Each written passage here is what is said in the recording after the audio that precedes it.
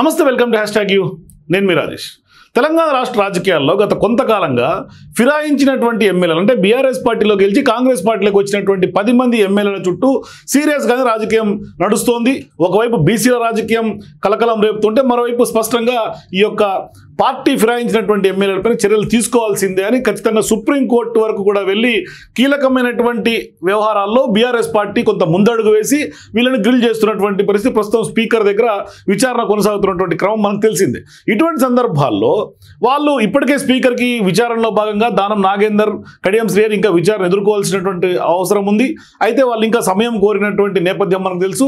మిగిలినటువంటి 8 మంది కూడా ఇప్పటికే స్పీకర్కి వాళ్ళందరూ కూడా స్పష్టంగా వాళ్ళు ఏ సందర్భంగా ఏం జరిగిందని చెప్తూనే మేము ఇంకా బీఆర్ఎస్ పార్టీ ఎమ్మెల్యేలుగానే కొనసాగుతున్నాం అనే అంశాన్ని కూడా స్పష్టంగా స్పీకర్ ముందు పెట్టేశారు.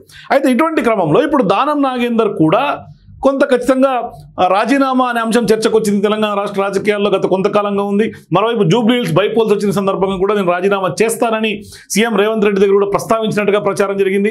ఆయన ససేమేర ఒప్పుకోలేదనే అంశం కూడా కొంత తెర మీదకి వచ్చింది. ఇటువంటి క్రమంలో ఇప్పుడు బీఆర్ఎస్ పార్టీ నుంచి కాంగ్రెస్ పార్టీలకు జంపినటువంటి 10 మంది ఎమ్మెల్యేలు కూడా మేమంతా కాంగ్రెస్ పార్టీ ఎమ్మెల్యేలే అనేది వాళ్ళు కోట్ చేస్తున్నారు. కాంగ్రెస్ పార్టీ కోట్ చేస్తోంది. మరోవైపు నీవు నేర్పిన విద్య నీరజాక్ష అంటూ కూడా గతంలో బీఆర్ఎస్ పార్టీ ఏం చేసిందో కాంగ్రెస్ పార్టీ వాళ్ళ చేసింది అనేది చాలా మంది కాంగ్రెస్ పార్టీ నాయకులు బయట మాట్లాడుతున్నటువంటి మాట. అయితే ఇటువంటి సందర్భాల్లో ఇప్పుడు జూబ్లీ హిల్స్ బైపోల్ కొంత తెలంగాణ రాష్ట్ర రాజకీయాన్ని కాకరేపుతుంది. అంటే స్పష్టంగా ఇవాళతో నామినేషన్ల గడువు కూడా ముగిసింది. సో ఈ క్రమంలో ఇప్పటి నుంచి అంటే ప్రచారానికి చివరి రోజు వరకు కూడా ఎవరెవరు ఏ పార్టీల నుంచి స్టార్ క్యాంపెయినర్లుగా ఉండబోతున్నారు అనే అంశం మీద ఒక జాబితాను ఎలక్షన్ కమిషన్కి ఆయా పార్టీలు సబ్మిట్ చేసి బీఆర్ఎస్ పార్టీ 40 మందితో కూడినటువంటి జాబితా, కాంగ్రెస్ పార్టీ కూడా 25 మందితో కూడినటువంటి జాబితాని ఇచ్చేసినాయి. సో ఈ క్రమంలో అన్ని పార్టీలు హోరాహోరీగా జూబ్లీ హిల్స్ ఎన్నికల్ని తీసుకున్నాయి. వాళ్ళు అందరూ కూడా ప్రచారంలో దూసుకెళ్తున్నటువంటి సందర్భాలు ఉన్నాయి. ఇక 3 అభ్యర్థులు కూడా నామినేషన్ కూడా దాఖలు చేశారు. అయితే మనం గత కొంతకాలంగా ఎవరైతే ఫిరాయింపు చేసినటువంటి ఎమ్మెల్యేల విషయంలో దానం నాగేందర్, కడియం శ్రీహరి ఖచ్చితంగా కూడా వాళ్లకు శిక్ష తప్పదు అని చాలామంది ఈ రాజకీయ పండితులందరూ కూడా విశ్లేషిస్తూ ఉన్నారు. వాళ్ళందరూ చెప్తూ ఉన్నారు. అయితే ఇటువంటి క్రమంలో ఇప్పుడు ఎప్పుడైతే మేమందరూ కూడా బీఆర్ఎస్ పార్టీ ఎమ్మెల్యేలని కోట్ చేస్తున్నామో, వేసుకున్నటువంటి కండువాలన్నీ కూడా దేవుడి కండువాలని కాంగ్రెస్ నాయకులు చెప్తూ ఉన్నారు.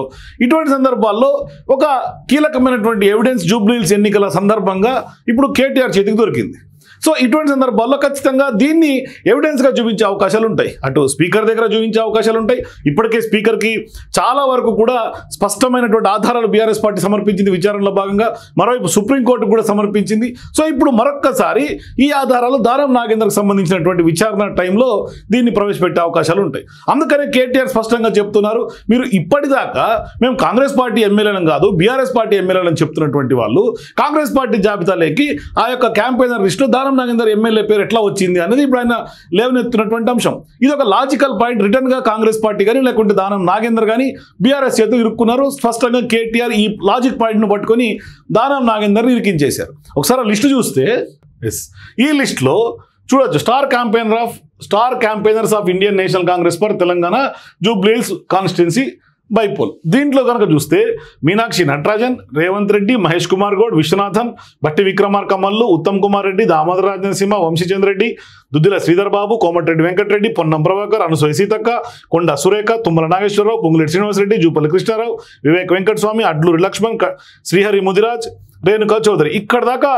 మంత్రులు, పిసిసికి సంబంధించిన ముఖ్య నాయకులు.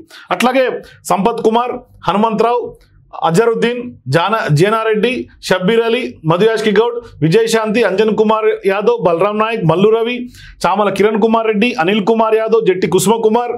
నెక్స్ట్ 34 పేరుతో దానం నాగేందర్, శ్రీ దానం నాగేందర్, రాములు నాయక్, సునీత ముదిరాజ్. ఇట్లా మొత్తం బాబా ఫసీయుద్దీన్, సిఎన్ రెడ్డితో ఆ నియోజకవర్గ నాయకులతో మొదలుకొని జక్కిడి శివచరణ్ రెడ్డి యూత్ కాంగ్రెస్ అధ్యక్షుడు, ఇట్లా వీళ్ళందరి పేర్లతో సహా దానం నాగేందర్ పేరుని ఇక్కడ స్పష్టంగా 34 పేర్లో పెట్టారు. అంటే ఇప్పుడు కాంగ్రెస్ పార్టీ నాయకుడు కానప్పుడు బీఆర్ఎస్ పార్టీ ఎమ్మెల్యే అయినాడు. BRS party MLA Congress party లిస్టుకి ఎట్లా వచ్చింది అనేది ఇక్కడ కేటీఆర్ లేవనెత్తున్నటువంటి పాయింట్. ఇది అఫీషియల్గా కాంగ్రెస్ పార్టీ జనరల్ సెక్రటరీగా ఉన్నటువంటి కేసీ వేణుగోపాల్ రిలీజ్ చేసినటువంటి లెటర్ హెడ్ మీద, కాంగ్రెస్ పార్టీ లెటర్ హెడ్ మీద బీఆర్ఎస్ పార్టీ ఎమ్మెల్యే ఎట్లా వచ్చారు అన్నది ఇప్పుడు స్పష్టంగా ఉంది. సో ఇప్పుడు రిటర్న్గా ఇచ్చినటువంటి డాక్యుమెంట్ కాబట్టి ఈ డాక్యుమెంటల్ ఎవిడెన్స్ని ఖచ్చితంగా బీఆర్ఎస్ పార్టీ దీన్ని క్యాష్ చేసుకునే అవకాశాలు ఉంటాయి. ఇప్పటికే కేటీఆర్ స్పష్టంగా ఈ అంశాన్ని మాట్లాడుతున్నారు. కేటీఆర్ ఏమంటారంటే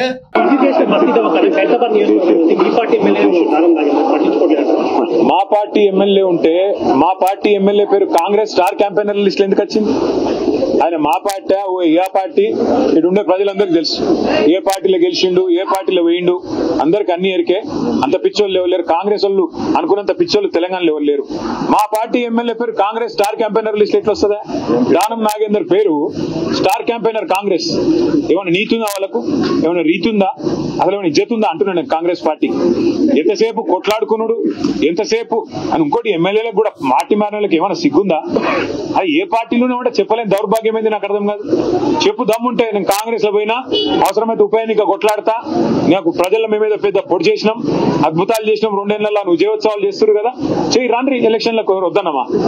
ultimate All India Congress Committee కాదు, దాని పేరు ఆల్ ఇండియా కరప్షన్ కమిటీ. దానికి నాయకుడు ఖార్గే గారు, రాహుల్ గాంధీ గారు. ఈ all India corruption committee, all India corrupt Congress ఏదైతే ఉందో మరి ఎట్లా కరప్ట్ చేస్తుందంటే మా పార్టీలో గెలిచిన 10 మంది ఎమ్మెల్యేలని తీసుకుపోవడమే కాకుండా స్పీకర్ గారి కాడనేమో అబద్ధాలు, లే మేము పార్టీ మారలేని అబద్ధాలు, బయటనేమో స్టార్ క్యాంపెయినర్లలో ఏఐసిసి లిస్ట్ ఇచ్చింది. అందులో సిగ్గు లేకుండా ఖైరతాబాద్ ఎమ్మెల్యే దానం నాగేందర్ పేరు కూడా ఇచ్చిందంటే ఎంత గొప్పగా పనిచేస్తుందో కాంగ్రెస్ పార్టీ దీన్ని బట్టే చెప్పొచ్చు. సో ఇది కేటీఆర్ చెప్తున్నటువంటి అంశం. అంటే స్పష్టంగా కాంగ్రెస్ పార్టీకి ఎమ్మెల్యేలకి, మరీ ముఖ్యంగా ఎవరైతే పార్టీ మారిన ఎమ్మెల్యేలకి ఇజ్జత్ లేదు, ప్రజలు పిచ్చోళ్ళ అంటూ కూడా కేటీఆర్ మాట్లాడుతారు. ఖచ్చితంగా ఈ డాక్యుమెంటల్ ఎవిడెన్స్ని స్పష్టంగా ఆధారాలతో సహా స్పీకర్ ముందు ఉంచే అవకాశాలు ఉంటాయి.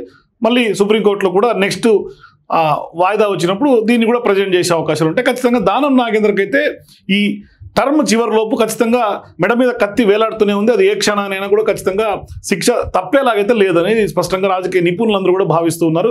చూద్దాం ఏం జరగబోతుంది భవిష్యత్తులో. సో మీరు కూడా దానం నాగేందర్కి ఏం జరగబోతుంది, మరి కేటీఆర్ ఇప్పుడు లేవనెత్తినటువంటి లాజిక్ పాయింట్ని ఎంతవరకు ఎఫెక్ట్ అయ్యే అవకాశాలు ఉంటాయి? మీ అభిప్రాయాల కింద కామెంట్స్ తెలియజేయండి. For more videos please watch #.